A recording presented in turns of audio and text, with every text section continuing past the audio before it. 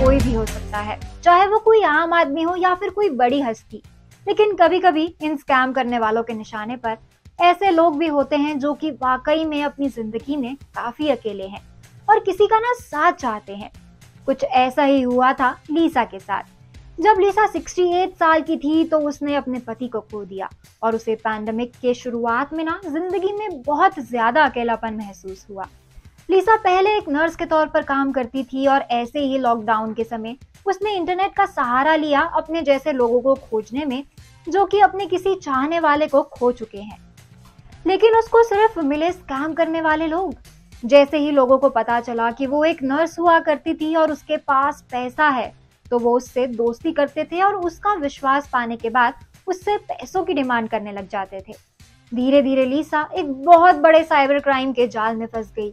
जैसे ही कोई उसके करीब आता था तो फिर उससे ना हजारों डॉलर मांगने लग जाता था, चाहे वो उनके बच्चे के स्कूल के खर्च हो या फिर किसी मेडिकल इमरजेंसी के लिए। एक बार उसकी बेटी ने ये देखा कि लीसा दरअसल अपने रिटायरमेंट के पैसों से ना लोगों की मदद कर रही है और जब उसे ये पता चला कि ये लोग इंटरनेट पर मिले उसके दोस्त हैं तो उसे इस बात का एहसास हुआ कि हो सकता है कि उसकी माँ के साथ कोई स्कैम कर रहा हो। धीरे धीरे उसकी बेटी को ये भी पता चला कि वाकई में लीसा के अकाउंट में अब बिल्कुल भी पैसे नहीं बचे हैं क्योंकि उसने सारे पैसे लोगों को दे दिए। जब भी वो उसे ऐसा करने से रोकते थे ना तो वो बातें टाल देती थी।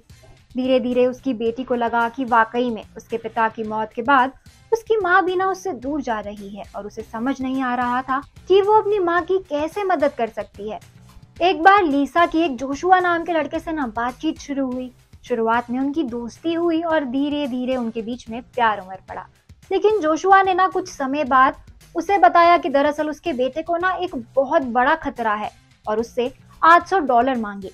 ऐसे उसकी मांगे जो थी वो बढ़ती गई। वो कभी पासपोर्ट के लिए, कभी किसी केस के लिए या फिर अपनी किसी जॉब को छोड़ने की वजह से लीसा से पैसे मांगता गया और लीसा उसे पैसे देती गई।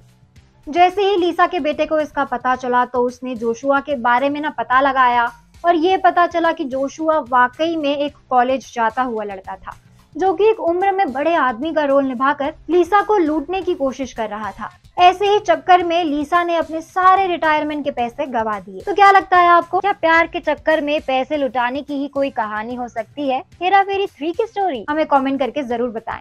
आज के लिए बस इतना ही। अब मैं पूर्णिमा लेती हूँ आप सभी से अलविदा। ये वीडियो पसंद आया हो तो इसको लाइक और शेयर करें, साथ ही सब्सक्राइब करना ना भूलें बॉलीग्राफ स्टूडियोज को।